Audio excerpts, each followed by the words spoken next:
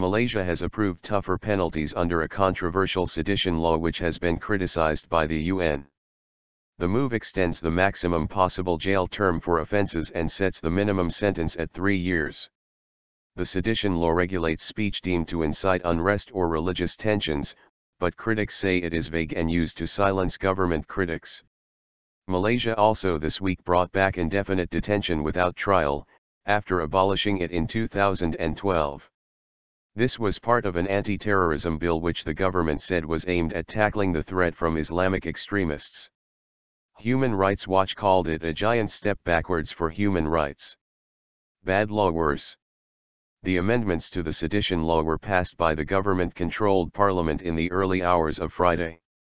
Before, the colonial-era law imposed a maximum 3-year jail term or Rm5,000, £932, $1,371, fine on first-time offenders, and a maximum 5-year jail term for repeat offenders.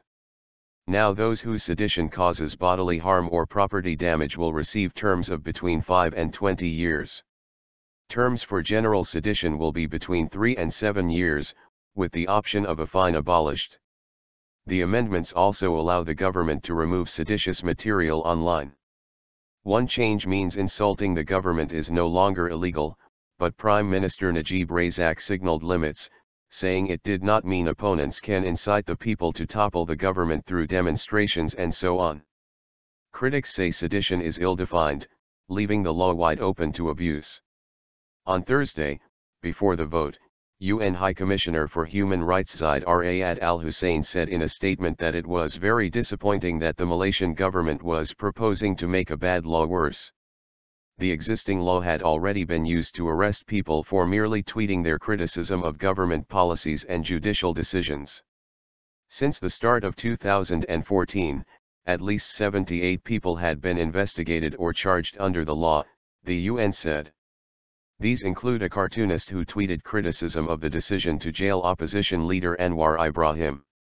Mr. Anwar's daughter was also arrested on similar grounds. Mr. Anwar was jailed in February for sodomy, something which is illegal in Muslim-majority Malaysia but for which very few are prosecuted. He says the widely criticized move is the government's bid to remove him from politics. On Thursday, as the sedition law changes were being debated, Mr. Najib, who had promised to scrap the law, appeared in a television interview.